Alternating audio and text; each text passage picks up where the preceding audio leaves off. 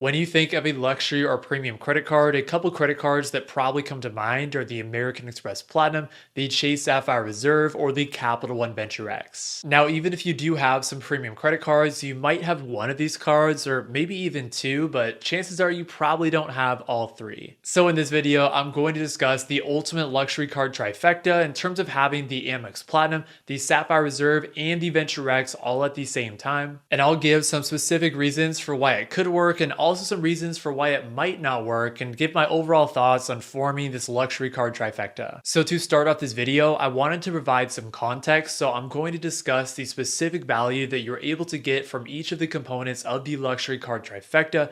That I'm also going to discuss who the target audience is for each card as well. Let's start out with the American Express Platinum, which within this luxury card trifecta is the most luxury component. The American Express Platinum has the highest annual fee at $695, so it's going to be really important that you work hard to get value. The first thing to do on the Amex Platinum in order to get value is to work hard to maximize the credits. If we just go over the most important credits that I think are going to be most useful for most people who are in the market to get an Amex Platinum card, the first useful credit is going to be a $200 hotel credit for hotels that you book through the Fine Hotels and Resorts or the Hotel Collection. Then we have the $240 digital entertainment credit, which is split up into $20 monthly increments, but can be used for a lot of different monthly streaming services such as Hulu, Disney+, ESPN+, and more. There's a $200 Uber credit, which again is split up into $15 monthly increments, but can be used for Uber Rides or Uber Eats, and I typically use it for one meal on Uber Eats per month. Finally, the last significantly useful credit is the $200 airline fee credit, which can be used for things like seat upgrades or checked bags, or you could simply liquidate it with the United Travel Bank and use towards a future United flight. So ultimately, that's $840 in value just from the credits that I just discussed, but there's more credits on the Platinum as well. And obviously, not everyone is going to utilize everything, but there is a significant path to getting value and getting to that annual fee just from the main credits. And then beyond those tangible credits, there are a lot of intangible benefits on the Amex Platinum as well. So you'll get access to the Global Lounge Collection, which includes Centurion Lounges and Delta Sky Clubs. And then you'll also get elevated statuses with Hilton and Marriott that will get you benefits like space available room upgrades. In terms of who the Amex Platinum is for and who their target audience is, it's definitely for people who want to take a more hands-on approach and actually track and utilize all of their credits every year. Definitely for people who travel a lot, especially people who travel by themselves, maybe for work or something like that, since it is more advantageous to go into Centurion Lounges yourself so you don't have to pay additional fees. And then it could definitely help if you want exposure to a couple different hotel ecosystems, since you'll get elevated statuses with Hilton and Marriott. Finally, of course, you want to be someone who's not afraid of the sticker shock of having to pay a $695 annual fee. Next up, we have the second most expensive component of this luxury card trifecta, which is the Chase Sapphire Reserve. The Chase Sapphire Reserve does have a high annual fee as well of $550, but it does have a more straightforward and simple way to get value from the tangible credits. By far, the quickest way to get value on the Sapphire Reserve and shave off a good chunk of that annual fee is going to be the $300 annual travel credit. Essentially, the Chase Sapphire Reserve gives you a $300 annual travel credit every single year, which is super flexible and can be used for a bunch of different travel and transit purchases, so it's pretty easy to maximize and get the full value from every year. If you are able to maximize the entirety of that $300 annual travel credit, then you can lower your effective fee on the Sapphire Reserve down to $250, which I think most people should who are considering this card. So then the question becomes, how do we get to that remaining portion, so the $250 effective fee? Well, the remaining value is going to be found in intangible benefits, so the most glaring one is going to be the 50% higher redemption value that you're able to get when you book any travel through the Chase travel portal, which is unique to the Sapphire Reserve. And for some people, this benefit alone can get you to that $250 effective fee. But again, the value on this is going to be subjective. So it really just depends on how many redemptions you're making through the Chase travel portal and how value a consistent 1.5 cent per point redemption is to you. Additionally, you will also get access to Chase Sapphire lounges and Priority Pass lounges. And then another invaluable benefit on the Chase Sapphire Reserve is that you will get access to transferring points out to Chase's travel partners, which again, the value is subjective. It depends on how many travel redemptions that you are making. But you also need to consider that travel partner access isn't unique to the Sapphire Reserve, because you will also get that same access on the Sapphire Preferred and the Chase Ink Preferred. Outside of those benefits, the Chase Sapphire Reserve has some of the best travel protections out of any credit card out there, so this could be really valuable to you if you value those perks. So that is an overview of how you're able to get value from the Chase Sapphire Reserve, but who is the Sapphire Reserve actually good for? So the most glaring target audience on the Chase Sapphire Reserve is going to be people who utilize the Chase travel portal really frequently. And a lot of times this involves traveling domestically really frequently, but sometimes it's just people who really value that simplicity. Additionally, having a Chase Sapphire Lounge at your home airport could be a big plus for why you'd want to get the Chase Sapphire Reserve, or maybe you just really value the airport lounge access combo of the Chase Sapphire lounges and the Priority Pass lounges. Maybe because you just don't have the Amex Platinum, so you really value the airport lounge access that you get with the Sapphire Reserve. Now let's get into the Capital One Venture X, which is technically the cheapest option on this list, and it has an annual fee of $395. The Venture X is arguably the simplest and most straightforward credit card that is out there to get positive value from, since you basically just need to utilize two components every year to get positive value. The first component is a $300 annual travel credit that you get every single year for any bookings that you make through the Capital One travel portal. And it's easy to maximize the value on this credit, just assuming that you travel a couple times per year. The second component is 10,000 bonus miles that you get on your card member anniversary every single year, which is going to be worth at least $100 in value, assuming that you redeem those miles for travel to get at least 1 cent per point in value. The value of those two components combined is $400. The annual fee is $395. So you get positive value just from those two components alone. Some other value that you'd be able to get from the Venture X is a $100 global entry or TSA pre-check credit,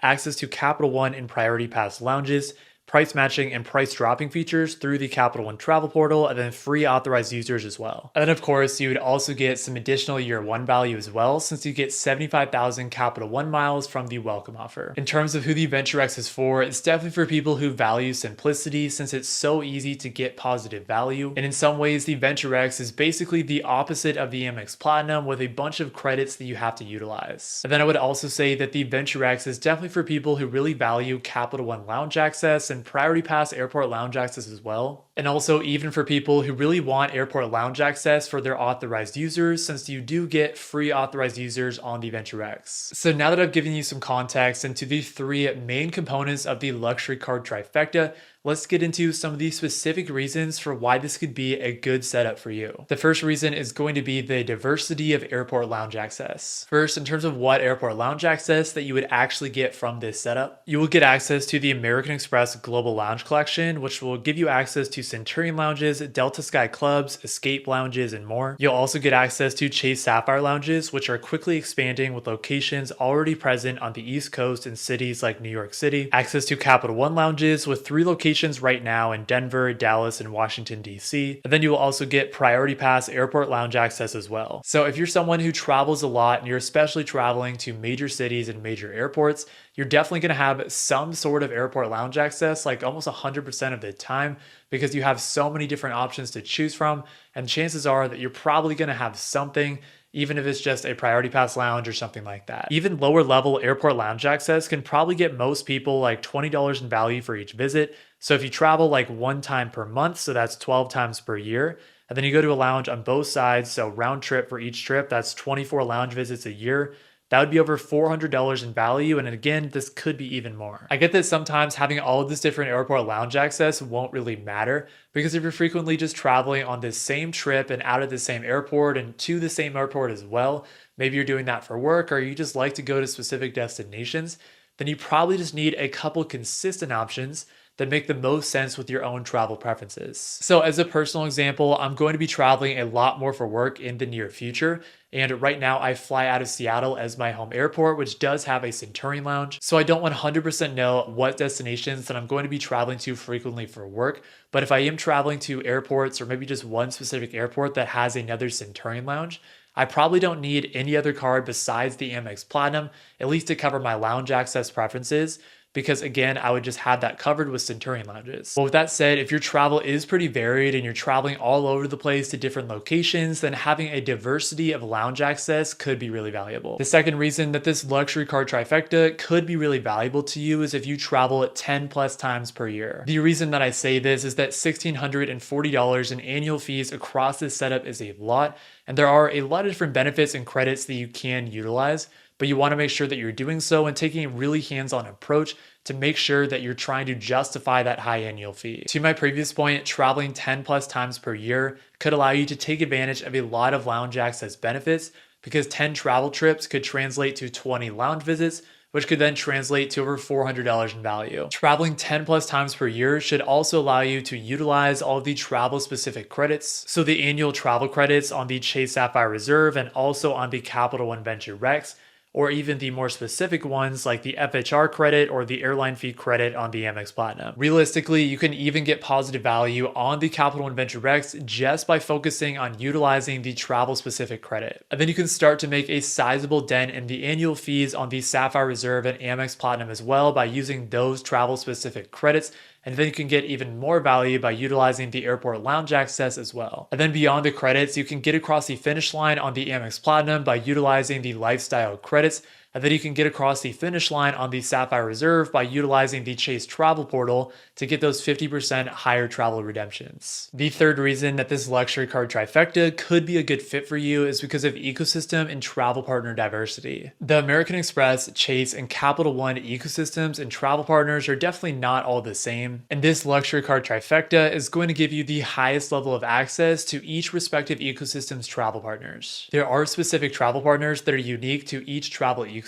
So Hyatt being unique to Chase as a high value hotel redemption, and then American Express arguably has the best list of international airline partners. Having points across different ecosystems also gives you flexibility in how you want to utilize those points and how you want to redeem them. Because for example, if you ever wanted to utilize your points to redeem them for cash back, then you'd want to utilize Chase points to get 1 cent per point for those redemptions, because you don't have that same ability with American Express membership rewards points and Capital One miles, and instead those ecosystems are better built to transferring out to travel partners. Finally, the last reason that this luxury card trifecta could be a good fit for you is if you value luxury. There is a reason that we're calling this setup the luxury card trifecta, and there's also a reason that the total annual fee across this setup is really high at $1,640. The 3 credit cards involved in this setup are widely considered the most premium broad travel cards. And with that, you get luxury airport lounge access with flexibility and options across Centurion lounges, Delta Sky clubs, Chase Sapphire lounges, and Capital One lounges. The Amex Platinum gives you access to Fine Hotels and Resorts, which is their luxury hotel program, and even provides a yearly hotel credit towards it. The Capital One Venture X gives you a $100 experience credit towards their premier hotel collection. And then you'll also get Hertz President Circle status through the end of the year with the Venture X as well. The Chase Sapphire Reserve gives you incredible travel protections and insurances. And the Amex Platinum also is going to help you shave off other annual fees from your credit card setup, since it's the only credit card out there that gives you elevated status with multiple hotel programs, since the Amex Platinum gives you automatic Hilton Gold status and automatic Marriott Gold Elite status. Okay, so there's obviously a lot of positives and different benefits and credits and all that great stuff that you can utilize on this luxury card trifecta, but there is definitely another side to the equation and some downsides that you need to consider as well. So now let's get into why you should probably not get this credit card set up. The first reason that this luxury card trifecta is not for you is because of the high $1,640 annual fee. There is absolutely going to be a sticker shock to seeing those annual fees posted on your credit card statements every year. And for the most part, these days, there's definitely some cheaper alternatives that can still allow you to accomplish a lot of your travel and spending goals. You definitely do get extensive benefits coverage across this credit card setup, but that does definitely come at a hefty cost, and it is definitely possible to get positive value from this setup as well, but you do definitely need to take a very hands-on approach in order to do so. The second reason that this luxury card trifecta is not for you is if you travel internationally. This might be kind of against popular belief, because you'd think that if you're getting a great luxury card trifecta, that you get a bunch of benefits that you can utilize for international travel. However, with that said, there are definitely some downsides to utilizing some of the cards within this setup internationally. So to start off with the Amex Platinum, not that you should be putting that much spend on your Platinum card to begin with,